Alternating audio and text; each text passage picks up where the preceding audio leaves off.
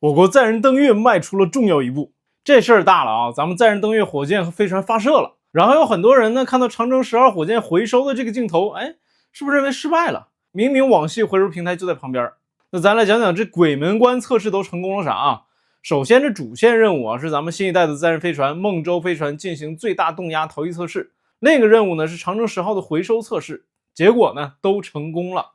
并且这项测试是全球首次独创的，在一次发射中，全新的发射塔架、全新的火箭、全新的载人飞船，在最大极限条件下，飞船成功完成逃逸，火箭呢又飞到了105公里的高度，再入大气层，经受住返回剖面的极限测试，悬停降落在海面。这个在世界上都是独一份啊，其他国家没有这么做过，在一次飞行中完成这么多极限测试。那刚才我还跟朋友说呢这项创举绝对是天灵盖级别的。中国航天真的是勤俭持家，还低调的很。那首先啥是最大动压逃逸测试？为啥要测试这个内容？很好理解就是字面意思。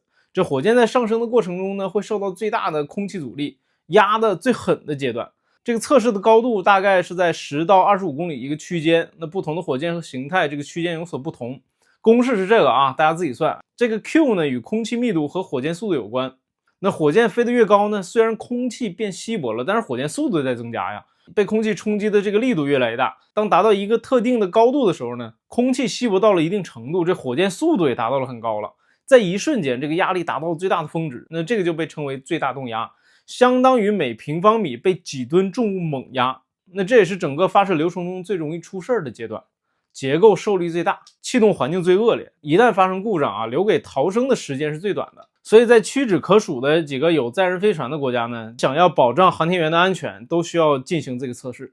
那这个最极限的考验一旦通过了，那在火箭其他的飞行弹遇到危险的时候，这个逃逸塔绝对是可靠的。那飞船就是要在模拟这种情况下，火箭出事了逃逸塔必须带着飞船逃生，那要顶住这个压力，并且反应的时间是毫秒级的，这晚 0.1秒都不行。这个是载人飞船在正式飞行之前必须要通过的最艰难的安全考验。在视频中呢，我们能看到这个分离的过程。下面这股烟柱就是逃逸塔带着反应舱分离了。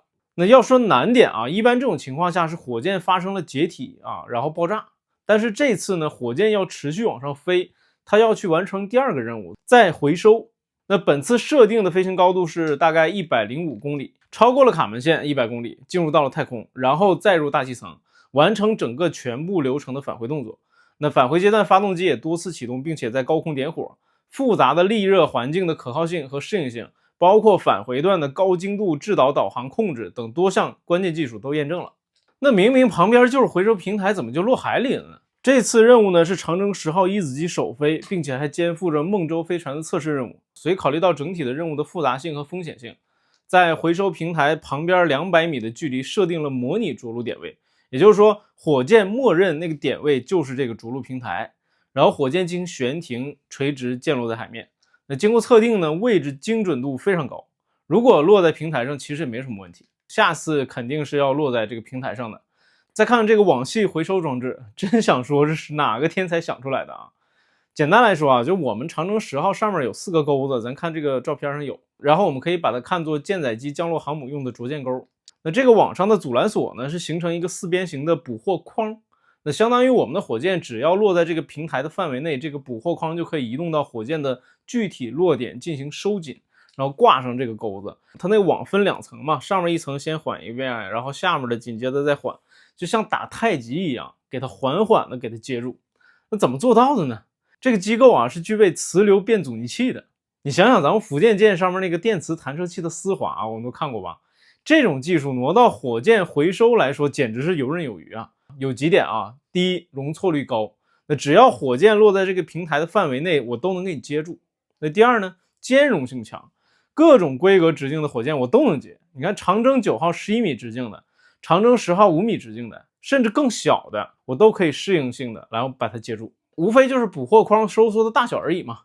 第三呢，增强火箭的载荷能力。因为啥呀？因为那个着陆腿它是个固定的死重，我们还要考虑其强度和适应性，然后还得考虑它的这个稳定性。一旦它失效，那整个火箭回收落地那一瞬间就完了。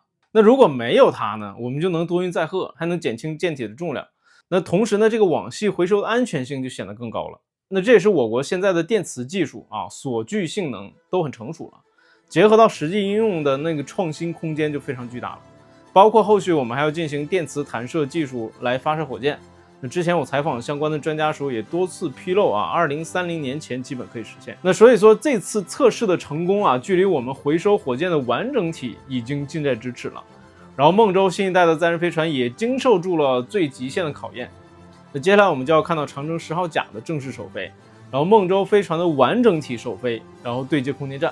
大概是今年的11月或者12月，那个时候我会在现场给大家现场报道。可以说这次成功是非常巨大的啊，标志着我国的回收火箭终于立住了。中国航天永远值得期待。这网系回收平台我得单独开启啊，详细讲解非常有意思。关注老庞不迷路，太平路上，我们进步。